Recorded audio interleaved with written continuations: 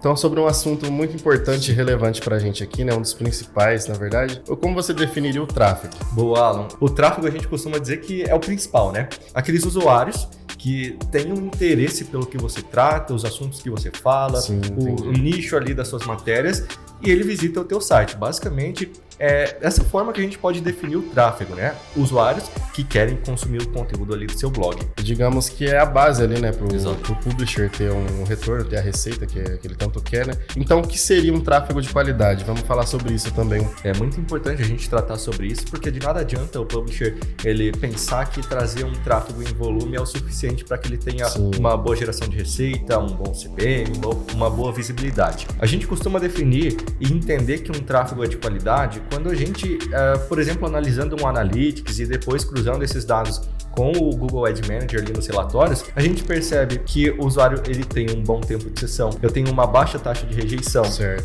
Muitas visualizações por página. Então, por exemplo, não é um usuário que ele entra por ali, que a gente, vamos supor que ele está vindo do Facebook, de uma página, e ele entra no meu site, ele vê uma matéria e sai.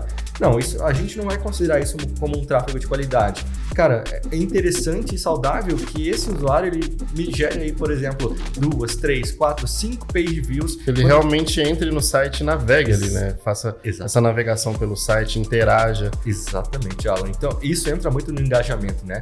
Quando o usuário ele tá engajado, esse tráfego ele tá vindo, ele tá engajado, ele tende a gostar do teu conteúdo, entender o teu conteúdo como relevante. Então, esses são pontos importantes, como a gente já citou, tempo de sessão, baixa taxa de rejeição, uma boa quantidade de páginas visitadas pelo usuário também. Então, são alguns dos pontos que a gente vai mensurar por ali, né? É por isso que a gente também pede o Google Analytics. Lá no Ad Manager, a gente consegue mensurar alguns detalhes. Então, se a gente tem um público qualificado, esse tráfego de qualidade, a gente tende a ter do lado dos anunciantes uma vontade maior de pagar até mais. É porque ali no Ad Manager, na verdade, a gente consegue analisar depois do tráfego, né? E no Analytics a gente vê em tempo real, vamos dizer assim, o que está acontecendo no site, se está tendo essa relevância, né, do usuário perante ao site, se ele está engajado, se o tempo que ele está ficando no site é suficiente, por exemplo, para ler uma matéria, ou até mesmo navegar por 1, 2 ou 3 páginas. Então, digamos que o publisher, né, ele precisa ter um usuário que realmente interage com o site dele, para aí sim ter essa qualidade que vai refletir para a gente no momento da análise dos relatórios, porque aí a gente vai ver um CPM bacana, um CTR bacana também, né, que os usuários estão interagindo, a visibilidade, né, o viewability vai estar interessante, então a gente consegue analisar o pós, mas é importante que ali a base esteja boa também. Poxa, o publisher chega e fala, Matheus, minha matéria está bem escrita,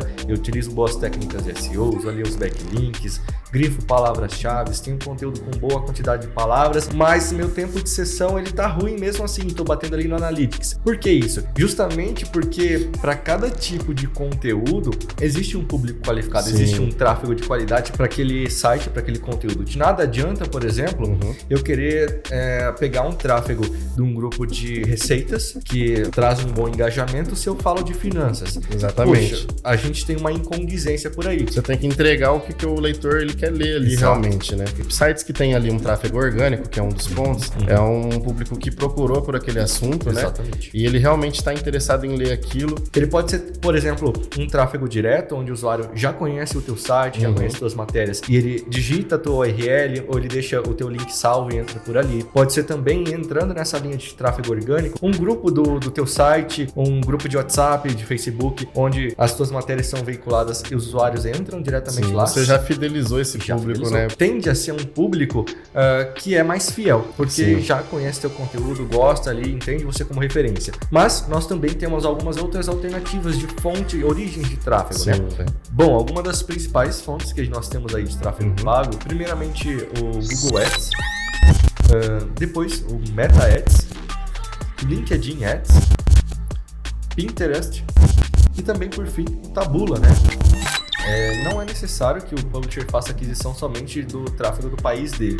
Mas caso ele vá expandir para outros países, é necessário que ele tome alguns cuidados, como por exemplo, se ele vai rodar para os Estados Unidos, aquele conteúdo precisa estar em inglês também. Tem que condizer, né, com o que está apresentando no site dele. Exatamente. Fora isso, a gente tem algumas premissas do Google de alguns países que não são muito bem vistos. Então é importante que ele foque principalmente em países T1. Se você, publisher, quiser saber um pouco mais desses países que são mais bem vistos pelo Google, a gente tem a questão das políticas do Google, que ele pode fazer a consulta por lá. A gente pode ter os melhores conteúdos, a melhor interface, sendo um site rápido. Se a gente não tiver o tráfego, a gente não vai conseguir gerar receita e os conteúdos, o site não vai ser visto. Sim. Então, a gente tem o tráfego como sendo o principal fator aí para quem trabalha aqui conosco também, né, com os publishers em geral. Relacionado também ao tráfego, Alan, a gente tem a questão do tráfego inválido, né? Rapaz, tráfego inválido chega a arrepiar.